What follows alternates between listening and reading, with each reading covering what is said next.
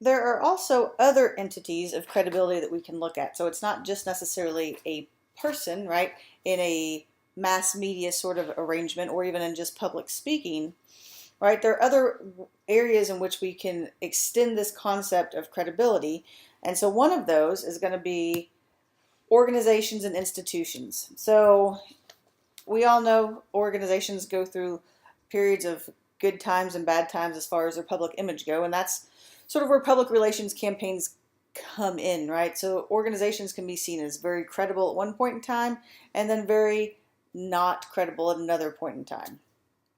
Or their images have been tarnished by something bad that's happened.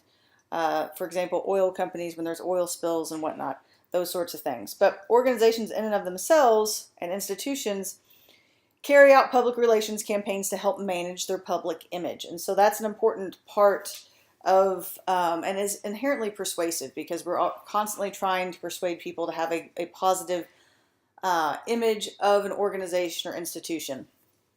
And so there's these constant sort of activities that surround the public relations activities of organizations in order to help maintain that positive image.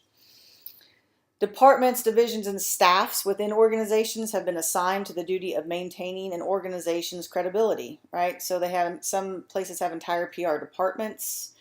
Others, have just one person that does the work. It kind of depends on how big the organization is, and then sometimes they hire them out as well. If it's a really big corporation, and they may have their own PR staff on hand, but they also may have a PR firm that they're contracted with in order to help manage situations that might come up or to manage their image.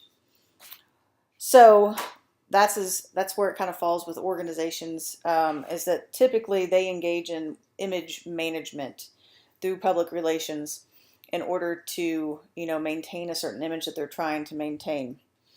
Also, as we said, corporations and other institutions whose images have been tarnished by a scandal or adverse circumstances often then have to engage in these image restoration strategies. So you can think of it a person, right? We talked about Ryan Lochte and Tiger Woods before as having had to restore their image with regards to the negative attention that they got for things that they did that came to light. And so they are seen they're an individual, right? But you can see them as an organization because they have their own brand. But the same thing happens to organizations, right? So Nike was has had its ups and downs. Oil companies have their ups and downs. Financial institutions will look great for a little while and then something will happen and that goes by the wayside. News organizations have a lot of issues in the past few years or so. So that's having to do with the news as well as any other sort of scandals by their employees. And so their organizations end up spending a lot of time trying to restore those images. So there's the image restoration strategies. And of course, that's going to be inherently a persuasive act because you're trying to persuade that audience to like or have a good image of that organization or institution. The second aspect that we can look at that's also has to do with credibility, but in a different situation, is that of the interpersonal persuasion. And so interpersonally speaking, right, that concept of credibility is often likened to impression management theory and face work. So impression management theory explains how a person tries to project a positive self-image to others, right? And in attempting to project a favorable image, individuals are inherently persuading others to see them a certain way, while they are also simultaneously vulnerable to the influence attempts that are made by others. So they're trying to present that positive self-image, but also at the same time, right, people are also engaging in persuasive activities with them at the same time. And we do this without even really realizing what's going on, right? We talk a certain way, we act a certain way, we dress a certain way in order to maintain a certain image for certain people at certain times. And so that varies on who the audience is at the time, right? Who the people are that we're interacting with. And then also their actions, the way they dress, talk, etc. Also,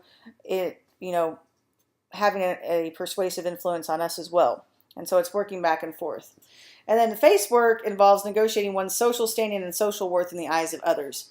If we make a mistake, right, we often feel the need to correct it to save face, right? And so when we're engaging in face work, there's multiple ways to go about doing that. But there's, if you're trying to present a positive face, like when you go in for a business interview, right, to get a job, or if you're trying to restore a negative face that got put out there because you got caught doing something, right? You work on engaging in that face work, and that's all in part of impression management theory and trying to persuade people to view you in a particular way, right? Trying to project a positive self-image to others. And when we don't do that, then we go about engaging in face work to rectify that. So impression management and face work are inherently persuasive, and we go about doing this without even realizing that we're actually engaging in persuasive activities.